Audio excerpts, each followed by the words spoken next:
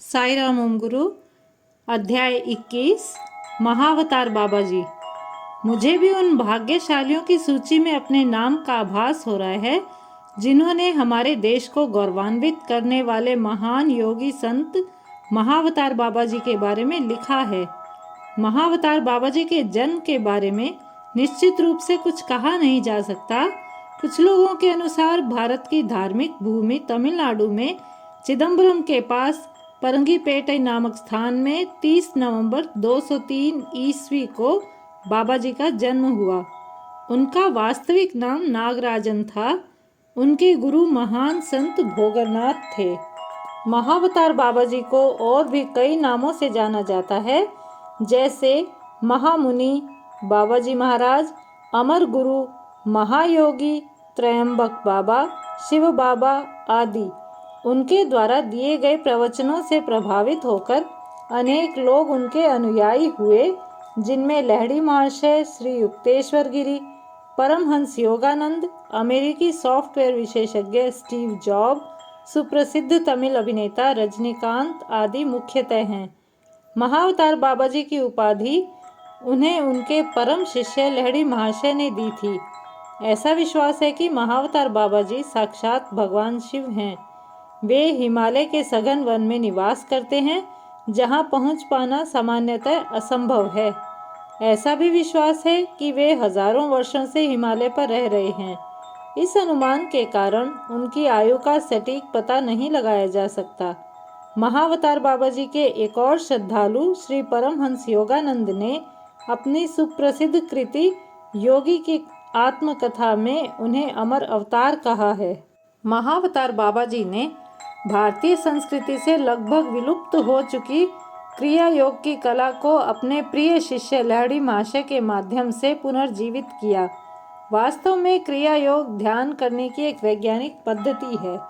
बाबा जी ने लहड़ी महाशय को बताया, जिस क्रिया योग की दीक्षा मैं तुम्हारे द्वारा इस संसार को 19वीं शताब्दी में दे रहा हूँ, वह उसी विज्ञान का पुनः परावर्तन है जो सदियों पहले भगवान कृष्ण ने अर्जुन को दिया। बाद में यह Patanjali, Isa Masih, Saint John, Saint Paul आदि को ज्ञात हुआ। श्री परमहंस योगानंद को महाअवतार बाबा जी ने पाश्चात्य देशों में इस क्रिया योग के प्रचार प्रसार के लिए भेजा। अपनी एक अन्य अंग्रेजी में लिखित पुस्तक the second coming of Christ में श्री परमहंस योगानंद ने लिखा है कि बाबा जी और ईसा मसीह निरंतर एक दूसरे से समागम में रहते थे तथा दोनों ने एक साथ इस युग के लिए मुक्ति की एक आध्यात्मिक तकनीकी योजना बनाई। जब महाअवतार बाबा जी अर्थात नागराजन 5 वर्ष के थे, तब किसी ने उनका अपहरण कर कोलकाता में गुलाम के रूप में बेच दिया, परंतु उनका खरीदार एक भला व्यक्ति था। उसने बालक नागराजन को दासता से मुक्त कर दिया। इसके पश्चात उनके आध्यात्मिक जीवन का आरंभ हुआ। देश भ्रमण करने वाले कुछ सन्यासियों से उनकी भेंट हुई।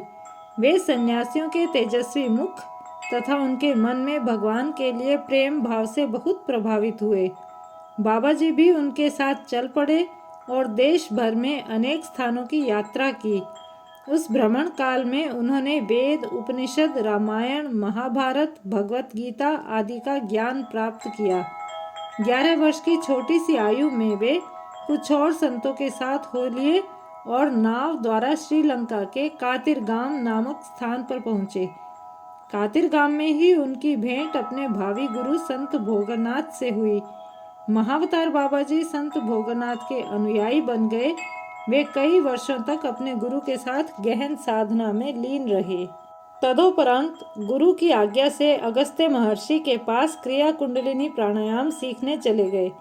बाबा जी ने अगस्त्य महर्षि के प्रति श्रद्धा भाव के फलस्वरूप वासी योग का ज्ञान प्राप्त किया, जिसके अंतर्गत कुंडलिनी प्राणायाम आता है।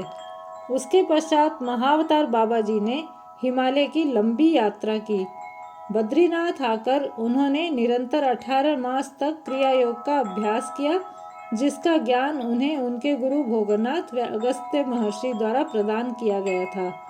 इस अभ्यास से उन्हें आत्मज्ञान की प्राप्ति हुई और वे हिमालय पर ही रहने लग गए। जय साई राम, जय ओम गुरु।